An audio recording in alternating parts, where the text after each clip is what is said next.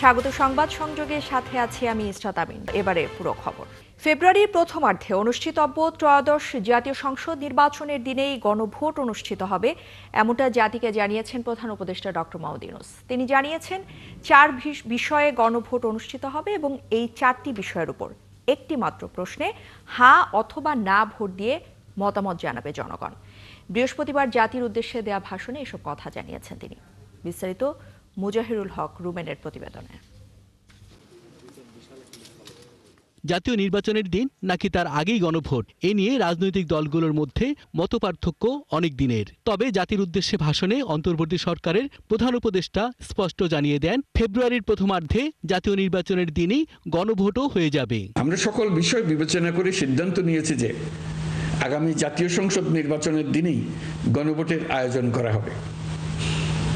অর্থাৎ জাতীয় নির্বাচনের মতো গণভোটও ফেব্রুয়ারির প্রথমার্ধে একই দিনে অনুষ্ঠিত হবে। গণভোটের দিন একটি প্রশ্নে 4টি বিষয়ে হ্যাঁ না ভোট দিয়ে ভোটাররা মতামত দেবেন বলেও জানান তিনি। গণভোটের সংখ্যাগরিষ্ঠ ভোট হ্যাঁ সূচক হলে আগামী সংসদ নির্বাচনে নির্বাচিত প্রতিনিধি নিয়ে একটি সংবিধান সংস্কার পরিষদ গঠিত হবে। এই প্রতিনিধিগণ একই সাথে জাতীয় সংসদের সদস্য হিসেবে দায়িত্ব পালন করবেন। পরিষদ তার প্রথম অধিবেশন শুরুর তারিখ হতে 180 কার্যদিবসের মধ্যে সংবিধান সংস্কার করবে। জুলাই সনদ বাস্তবায়নের অঙ্গীকারনামা অনুসারে সংবিধানে এই সনদ অন্তর্ভুক্ত করার ব্যবস্থা গ্রহণ করা হবে বলেও জানান তিনি। জুলাই সনদ বাস্তবায়নের অঙ্গীকারনামা অনুসারে সংবিধানে জুলাই জাতীয় সনদ অন্তর্ভুক্ত করার ব্যবস্থা গ্রহণ করা হবে।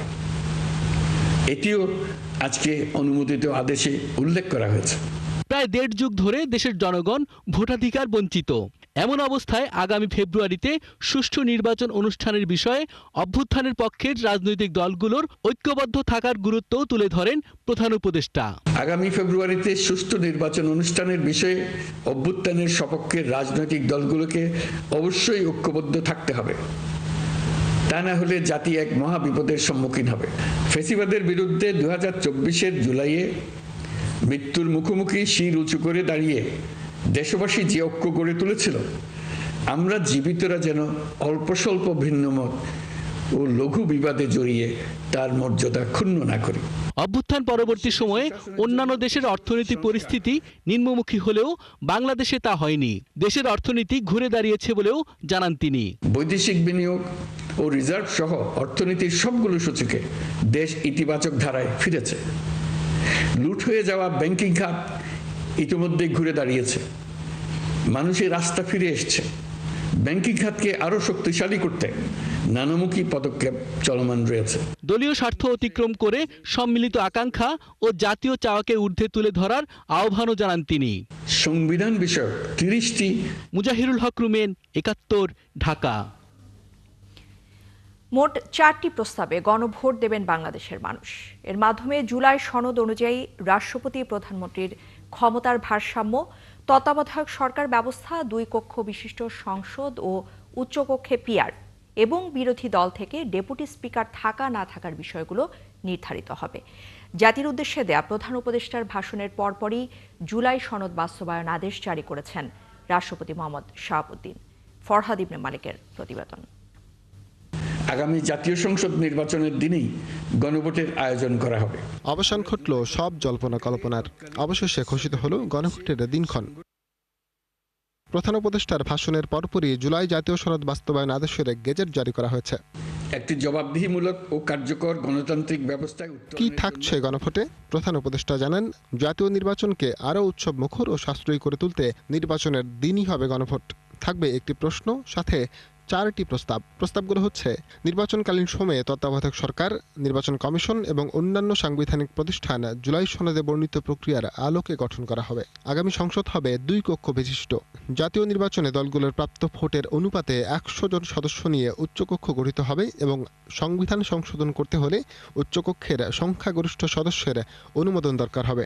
রাষ্ট্রপতির ক্ষমতা বৃদ্ধি, প্রধানমন্ত্রীর মেয়াদ সীমিতকরণ, সংসদে নারীর প্রতিনিধি বৃদ্ধি, বিরোধী দল থেকে ডেপুটি স্পিকার ও সংসদীয় স্থায়ী কমিটির সভাপতি নির্বাচন, মৌলিক অধিকার সম্প্রসারণ, বিচার বিভাগের স্বাধীনতা ও স্থানীয় সরকার সহ বিভিন্ন বিষয়ে যে ৩০টি প্রস্তাবে জুলাই জাতীয় সনদে রাজনৈতিক দলগুলোর ঐকমত্য হয়েছে সেগুলো বাস্তবায়নে আগামী নির্বাচনে বিজয়ী দলগুলো বাধ্য থাকবে। জুলাই সনদে বর্ণিত অন্যান্য সংস্কার রাজনৈতিক দলগুলোর প্রতিশ্রুতি অনুসারে বাস্তবায়ন করা হবে। ভোট দিতে হবে হ্যাঁ বা নাতে উত্তর দিয়ে। গণভোটে হ্যাঁ সূচক ভোট সংখ্যাগরিষ্ঠতা পেলে সংসদের নির্বাচিত প্রতিনিধিদের নিয়ে গঠিত হবে সংবিধান সংস্কার পরিষদ। অধিবেশনের প্রথম কার্যদিবস থেকে শুরু করে এই পরিষদ সংস্কারের সময় পাবে ১৮০ দিন। সংবিধান সংস্কার সম্পন্ন হওয়ার ৩০ কার্যদিবসের মধ্যে গঠিত হবে উচ্চকক্ষ। আসন বণ্টন হবে জাতীয় নির্বাচনে দলগুলোর প্রাপ্ত ভোটের অনুপাতে বা PR পদ্ধতিতে। উচ্চকক্ষের মেয়াদ শেষ হবে নিম্নকক্ষের সাথেই। এছাড়া অঙ্গীকারনামা অনুসারে সনদকে অন্তর্ভুক্ত করা হবে সংবিধানেও। ফরহাদ ইবনে মালেক, ৭১, ঢাকা। নিজের সই করা জুলাই সনদ লঙ্ঘন করেছেন প্রধান উপদেষ্টা, এমন অভিযোগ করেছেন বিএনপি নেতা সালাউদ্দিন আহমেদ। বৃহস্পতিবার প্রধান উপদেষ্টার ভাষণের পর তিনি বলেন সনদের মূল দলিল থেকে সরে গেছেন ডক্টর মোহাম্মদ ইউনূস। এদিকে দলটির মহাসচিব এক অনুষ্ঠানে বলেছেন ভবিষ্যতে সংসদেই সবকিছুর সমাধান হবে। বিস্তারিত মাহিলা ইসলামের রিপোর্টে। আমরা জুলাই গণঅভ্যুত্থানকালে তৎকালীন অবশেষে চূড়ান্ত হলো গণভোটের দিনক্ষণ। নির্বাচনের দিনই গণভোটের ঘোষণা দিলেন প্রধান উপদেষ্টা। আগামী জাতীয় সংসদ নির্বাচনের দিনেই গণভোটের আয়োজন করা হবে। এই নিয়ে তাৎক্ষণিকভাবে বিএনপির পক্ষ থেকে প্রতিক্রিয়া জানান সালাউদ্দিন আহমদ। বলেন সই করা জুলাই সনদের সাথে জারি করা আদেশে বহু গরমিল রয়েছে। আপার হাউস সংসদ ভোটারদের প্রাপ্ত ভোটের অনুপাতে হবে, সেই বিষয়টা তো এখানে জবরদস্তি করা হলো যে আপনি হয় পুরো হা বলবেন অথবা না বলবেন। এখানে কোনো দফাওয়ারি হা না বলার কোনো বিষয় নাই। আর আমাদেরকে মনে রাখতে হবে জুলাই জাতীয় সনদ যেভাবে গৃহীত হয়েছে, প্রণীত হয়েছে, রচিত হয়েছে, স্বাক্ষরিত হয়েছে, সেইভাবেই বাস্তবায়নের জন্য আমরা অঙ্গীকারাবদ্ধ হয়েছি, আমরা স্বাক্ষর করেছি। এখান থেকে বিচ্যুত হওয়া মানে হচ্ছে এই জুলাই জাতীয় সনদের লঙ্ঘন করা, এবং লঙ্ঘন কে করছেন যিনি মাননীয় প্রধান উপদেষ্টা নিজে স্বাক্ষর করেছেন তিনি। ঐক্যের পরিবর্তে বিভাজন তৈরি করা হচ্ছে, আর এর দায় কি প্রধান উপদেষ্টা নেবেন কিনা সেই প্রশ্নও তোলেন তিনি। যে আদেশটা আজকে জারি করা হয়েছে সেটার মধ্যে অনেকগুলো আছে নতুন তাদের মনের মাধুরী বিষয়ে অনেকগুলো এখানে প্রস্তাব করা হয়েছে। হয়তো এখানে কোনো পক্ষ খুশি হতে পারে, কিন্তু কথা হচ্ছে আমরা রাষ্ট্রের মধ্যে একটা ঐক্য সৃষ্টির পরিবর্তে কি অনৈক্য সৃষ্টি করতে যাচ্ছি? জাতীয়ভাবে কি আমরা কোনো বিভাজন সৃষ্টি করতে চাচ্ছি? এবং এই বিভাজনের দায় দায়িত্ব কি মাননীয় প্রধান উপদেষ্টা নেবেন? এদিকে এক আলোচনায় বিএনপি মহাসচিব বলেন প্রধান উপদেষ্টা যে বক্তব্য দিয়েছেন তাতে দ্বিমত থাকতে পারে, তবে সংসদেই সবকিছুর সমাধান হবে। 2026 সালের ফেব্রুয়ারি মাসে একটা নির্বাচন দিয়ে আপনার জনগণের একটা পার্লামেন্ট নির্বাচন করা, সেই পার্লামেন্টই জনগণের সমস্ত মীমাংসিত যে আপনার ইস্যুগুলো আছে সেই ইস্যুগুলো নিয়ে আলোচনা করে তারা সেখানে সুনির্দিষ্ট একটা সামনের দিকে এগিয়ে যাওয়ার পথ প্রাপ্তি দিতে পারবেন। নির্বাচনের পর সব দলের অংশগ্রহণের মাধ্যমে একটি জাতীয় সরকার গঠন করতে চায় বলেও জানান বিএনপি মহাসচিব।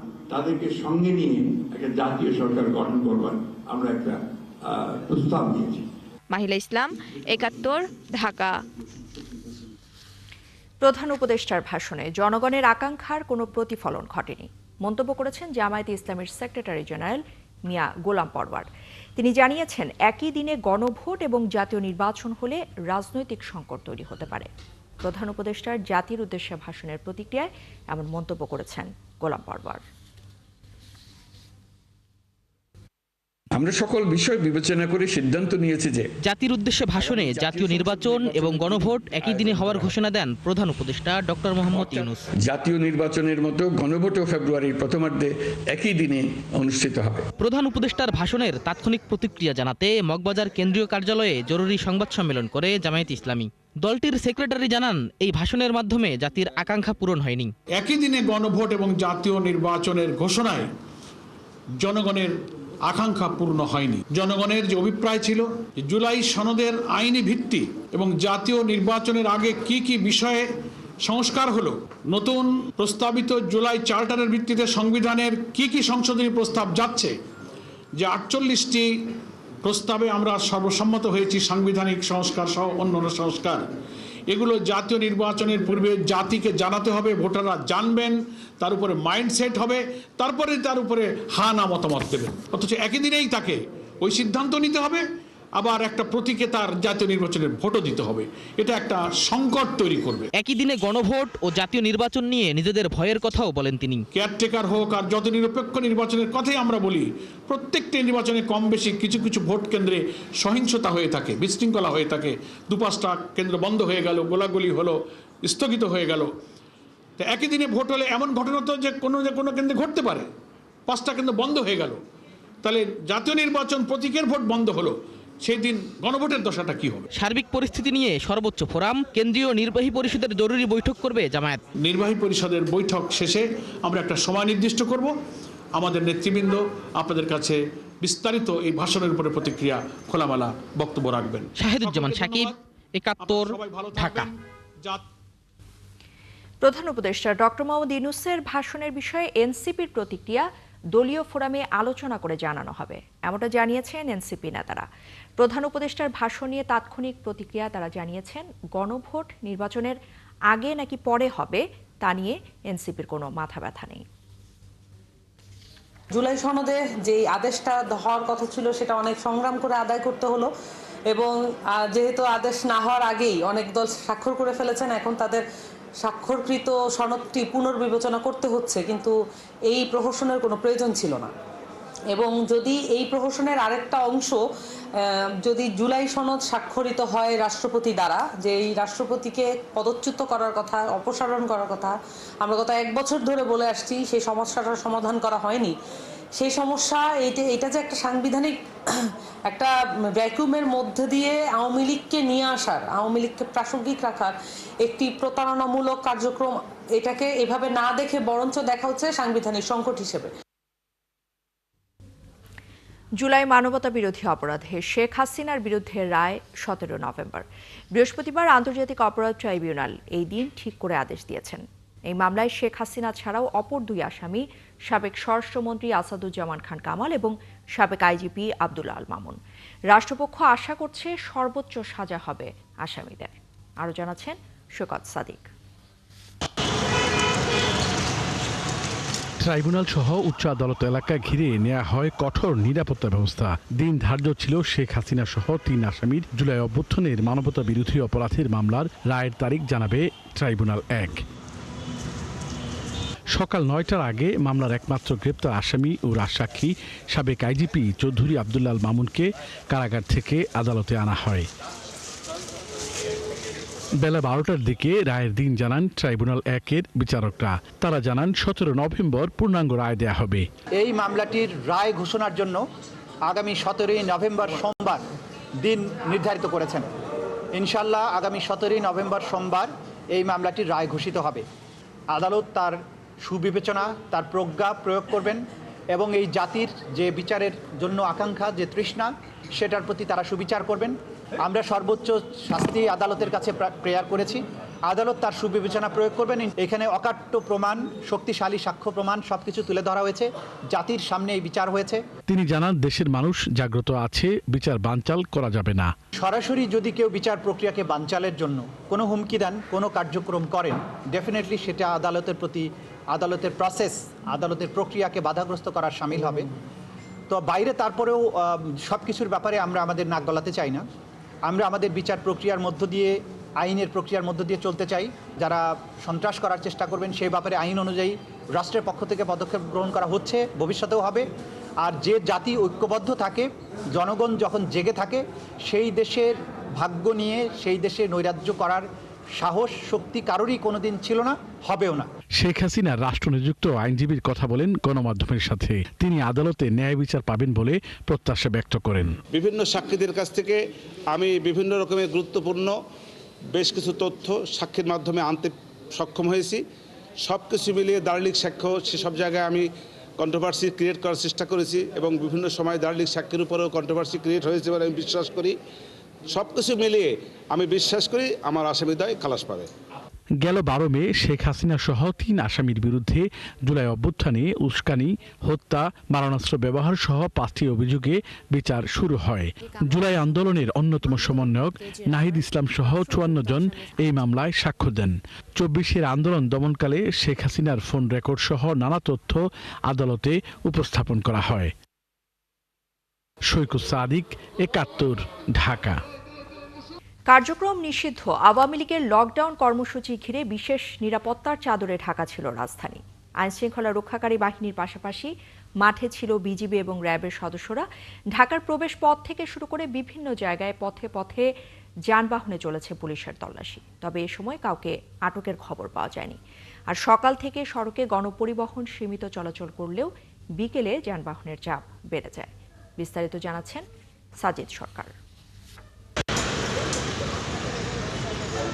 নিষিদ্ধ আওয়ামী লীগের ডাকা লকডাউন কর্মসূচি যতটা উত্তেজনাকর ছিল সামাজিক যোগাযোগ মাধ্যমে, বাস্তব চিত্র ছিল তার উল্টো। কোথাও কোনো ঝটিকা মিছিলের দেখা মেলেনি, ছিল না সড়ক অবরোধ। ভোর 6টা থেকে রাজধানীর বিভিন্ন এলাকা ঘুরে দেখা যায় প্রতিটি মোড়ে আইনশৃঙ্খলা বাহিনীর উপস্থিতি। পাশাপাশি ছিল বিএনপি ও জামায়াতের অবস্থান কর্মসূচি। ঢাকার প্রবেশমুখ, আদালতপাড়া ও রাজনৈতিকভাবে গুরুত্বপূর্ণ জায়গাগুলোতে বিশেষ নিরাপত্তা গ্রহণ করা হয়। পুলিশের পাশাপাশি মাঠে ছিল র্যাব এবং বিজিবির 14 প্লাটুন সদস্য। সকালের দিকে নগর পরিবহন এবং ব্যক্তিগত পরিবহনের সংখ্যা কম থাকলেও বেলা বাড়ার সাথে সাথে সব ধরনের যানবাহনের সংখ্যা বেড়ে যায়। এই কারণে রাজধানীর বাইরে থেকে যারাই ভেতরে ঢুকছেন সেসব যানবাহন থামিয়ে তল্লাশি এবং জিজ্ঞাসাবাদ করতে দেখা যায় আইনশৃঙ্খলা বাহিনীকে। আতঙ্কিত হওয়ার মতো বা যান চলাচলে বিঘ্ন হওয়ার মতো কোনো পরিবেশ সৃষ্টি হয়নি, আশা করি হবে না। আইনশৃঙ্খলা পরিবেশ অত্যন্ত স্বাভাবিক আছে, এই স্বাভাবিকতা এটা চলমান থাকবে। পুলিশ মাঠে আছে, আইনশৃঙ্খলা বাহিনী মাঠে আছে, আশা করি কোনো সমস্যা কোথাও হবে না। পুলিশ বলছে নগরবাসীকে আগে থেকেই পরামর্শ দেওয়া হয়েছে আতঙ্কিত না হওয়ার জন্য। এরপরও দিনটি ঘিরে সামাজিক মাধ্যমে যেভাবে অপপ্রচার চালানো হয়েছে সে কারণেই তারা তৎপর ছিলেন প্রতিটি এলাকায়। কোনো ধরনের বিঘ্ন না ঘটে, স্বাভাবিক কার্যক্রম যাতে ব্যাহত না হয়, এটার জন্য আমাদের নিয়মিত যে কার্যক্রম আইন শৃঙ্খলা পরিস্থিতি নিয়ন্ত্রণ করার জন্য তারই অংশবিশেষ হিসেবে আমরা এখানে অবস্থান করছি। বিকেলের পর থেকে রাজধানীর প্রতিটি এলাকায় যানবাহনের চাপ আরও বেড়ে যায়। সাজিদ সরকার, 71, ঢাকা। এদিকে 17 নভেম্বর রায় ঘিরে কোনো শঙ্কা নেই বলে মন্তব্য করেছেন স্বরাষ্ট্র উপদেষ্টা জাহাঙ্গীর আলম চৌধুরী। সবার সহযোগিতা থাকলে ভারতে পালিয়ে থাকা শেখ হাসিনাকে ফিরিয়ে আনা সহজ হবে বলেও মন্তব্য করেন তিনি। প্রশ্নের জবাবে বলেন, লকডাউনে জনজীবনে তেমন কোনো প্রভাব পড়েনি। বিস্তারিত শারমিনীরার রিপোর্টে। রাজনৈতিক কার্যক্রম নিষিদ্ধ থাকা আওয়ামী লীগের ডাকা 13 নভেম্বরের লকডাউন কর্মসূচির দুদিন আগেই জ্বালাও পোড়াও শুরু হয় রাজধানী সহ দেশের বিভিন্ন অঞ্চলে। ঘোষিত লকডাউন নিয়ে জনমনে যে আতঙ্ক ছিল তা কতটা দূর করতে পেরেছে অন্তর্বর্তী সরকার, বৃহস্পতিবার সচিবালয়ে কৃষি মন্ত্রণালয় স্বরাষ্ট্র উপদেষ্টার কাছে জানতে চান গণমাধ্যম কর্মীরা। অনেকে অনেক কিছু প্রচার করলে অনেক ধরনের হয়, কিন্তু ওইরকম বড় ধরনের কোনো সমস্যা নাই। ছোটখাটো দুই একটা ঘটনা ঘটছে, এটা আপনারা মিডিয়ায় দেখছেন, আমিও দেখছি, এবং এইটার ক্ষেত্রে সাথে সাথে কিন্তু আমরা অ্যাকশন নিয়েছি। সাবেক প্রধানমন্ত্রীকে ফেরানোর বিষয়ে কি উদ্যোগ নিয়েছে সরকার, এমন প্রশ্নের জবাবে স্বরাষ্ট্র উপদেষ্টা বলেন, সবার সহযোগিতা থাকলে তাকে ফেরানো সম্ভব। 17 নভেম্বর হাসিনা সহ 3 জনের বিরুদ্ধে মানবতা বিরোধী অপরাধের মামলার রায় ঘোষণা নিয়ে কোনো শঙ্কা নেই বলেও জানান স্বরাষ্ট্র উপদেষ্টা। না না না, কোনো শঙ্কা নাই, আল্লাহ দিলে কোনো শঙ্কা নাই। আপনাকে সবাই সহযোগিতা থাকলে অবশ্যই সহজ হবে। পরে উপদেষ্টা বলেন, পেঁয়াজ আমদানির অনুমোদন দেবে না সরকার, সেই সাথে লোকসানে পড়া আলু চাষিদের দেয়া হবে প্রণোদনা। এবার কিন্তু একটা বড় ধরনের একটা তাদের লস হয়েছে, কিন্তু এটা কিন্তু ইসেদের এটা কৃষকরা লুজার হয়েছে, এই জন্য আমরা ক্ষতিগ্রস্ত প্রণোদনাটা আমরা কৃষকরে দিব। শারমিনীরা, 71, ঢাকা।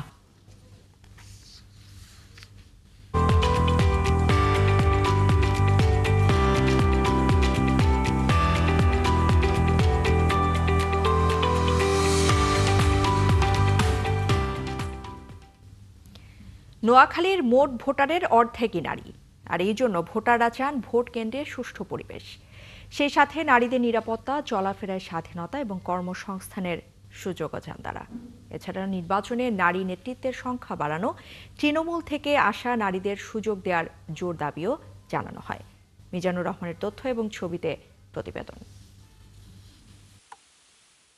নোয়াখালীতে নির্বাচনী প্রচারে ব্যস্ত বিভিন্ন দল মনোনীত প্রার্থীরা। ভোটারদের মন জয়ের চেষ্টা করছেন সবাই। জেলার পুরুষ ভোটারদের পাশাপাশি নারী ভোটারদের মাঝেও এবারের ভোট নিয়ে আগ্রহের কোনো কমতি নেই। চলছে নানা আলাপ আলোচনা, প্রার্থী বাছাইয়ে চলছে নিবিড় পর্যবেক্ষণ। নারী ভোটাররা চাইছেন নির্বাচনের জন্য সুষ্ঠু পরিবেশ। আমাদের এবারের নির্বাচনটা যেন একদম সুষ্ঠুভাবে হয়। আমাদের ভোট কেন্দ্রগুলোতে স্পেশালি যেন কোনো রকমের সমস্যা যেন না হয়। লাইন বরাদ্দ থাকে না, অথবা নারীর নেতৃত্ব দেখা যায় যে অনেক নেতৃত্ব গঠনের ক্ষেত্রে অনেক দায়িত্বে গাফিলতি দেখা যায়। রাজনীতি থেকে উঠে আসা এরকম নারী যাই যেন নেতৃত্বে আসে, যিনারা কিনা রাজনীতি রিলেটেড সমস্যাগুলো যেমন বুঝবেন, তেমনি আবার হচ্ছে কি ওই যে একদম তৃণমূল থেকে যেই নেত্রী উঠে এসেছেন ওনার সাথেও কথা বলার ওই রকম সক্ষমতা রাখেন। নির্বাচন নিয়ে ভাবতে শুরু করেছেন তরুণ ভোটাররাও। তারা বলছেন, দেশের অর্ধেক জনগোষ্ঠীর বেশি নারী হলেও দেশে দক্ষ নারী নেতৃত্ব সৃষ্টি হয়নি এখনো। নারী হিসেবে আমাদের একটা স্বাধীনতা আছে, আমরা যাতে আমাদের নিজের মতো করে চলতে পারি এবং স্বাধীনভাবে আমরাও বিভিন্ন নেতৃত্বের স্থানগুলোতে আসতে পারি, পড়াশুনো করে আমাদেরকে যাতে সুন্দরভাবে ওই সুযোগটা করে দেওয়া হয়। নারীরা সব জায়গায় এগিয়ে যাচ্ছে, সেই রাজনীতির জায়গা থেকে সেই রাজনীতির ময়দানেও যাতে নারীরা সুষ্ঠুভাবে তাদের প্রতিনিধিত্বটা নিশ্চিত করতে পারে। আর নারীদের উন্নয়ন ও নারী অধিকার নিয়ে কাজ করা প্রতিনিধিরা বলছেন, ঠিকঠাক নারী নেতৃত্ব নিয়ে এখনো অনেক ভাবতে হবে। জেলার নারী নেত্রীদেরও মত, আগামীতে তৃণমূল থেকে নারী নেতৃত্ব আসুক। নারীরা বিজনেস করে বা উদ্যোক্তা হয়ে প্রতিষ্ঠিত হোক, বা নারীদের সব জায়গা থেকে নিরাপত্তা যেন বজায় থাকে, এই জিনিসগুলো আর কি আমরা চাচ্ছি। যারা পরিবারের নারী, তাদের কন্যা, তাদের স্ত্রী, তারাই কি আসলে নির্বাচনে শুধু হলো সিলেকশন পাবে, তারাই কি নেতৃত্ব দিবে? আসলে সেই তো যেই লাউ সেই কদুর মতোই হবে। উনি ঢাকা গিয়ে বসে থাকবেন বা দেশের বাইরে গিয়ে বসে থাকবেন, বছরে একবার কোনো উৎসবে আসবেন, এই ধরনের আসলে আমরা নেতৃত্ব দেখতে চাই না। প্রত্যেকটা নারীর নেতৃত্ব স্থানীয় এলাকা থেকে দেয়া দরকার, যারা স্থানীয়ভাবে মেয়েদের সুযোগ সুবিধা অসুবিধাগুলো বের করে আনি সমাধান করতে পারে। আমরা চাই নারী নেতৃত্বগুলো তৃণমূল থেকে উঠে আসুক। নোয়াখালীতে এবার ভোট দেবেন 28,54,099 জন ভোটার। এর মধ্যে নারী আছেন 13,70,698 জন। আবারও ভয়াবহ পতন দেখল পুঁজিবাজার। সপ্তাহের শেষ কার্যদিবসে সূচক খোয়া যায় 122 পয়েন্ট বা 2.5%, আর একই সাথে লেনদেনও নেমে যায় 300 কোটির ঘরে। বিশ্লেষকরা মনে করছেন, রাজনৈতিক অস্থিতিশীলতার পাশাপাশি এর পেছনে হাত থাকতে পারে বিশেষ গোষ্ঠীর, যা চিনিতে নিয়ন্ত্রক সংস্থাকে আরও সক্রিয় হওয়ার পরামর্শ দিয়েছেন তারা। মেজবা হাসানের রিপোর্ট। অক্টোবরের শেষ কর্মদিবসের পর থেকেই আবারও টানা দরপতনের বৃত্তে পুঁজিবাজার। 11 নভেম্বর সূচক বাড়লেও সপ্তাহের শেষ কর্মদিবস ছিল বিনিয়োগকারীদের জন্য দুঃসহ একদিন। কেননা 4,824 পয়েন্টে দিন শুরু হলেও শেষ পর্যন্ত তা থামে 4,700-তে গিয়ে। এই সময় ডিএসইর সাধারণ সূচক খোয়া যায় 122 পয়েন্ট বা 2.5%-এর ওপরে। ওই কারণ থেকে তারা ওটা প্রতিহত যাবে না। বিশ্লেষণ বলছে, বৃহস্পতিবারের এই সূচক ছিল 4.5 মাসের মধ্যে সর্বনিম্ন। এর আগে 23 জুন যা ছিল 4,695 পয়েন্টে।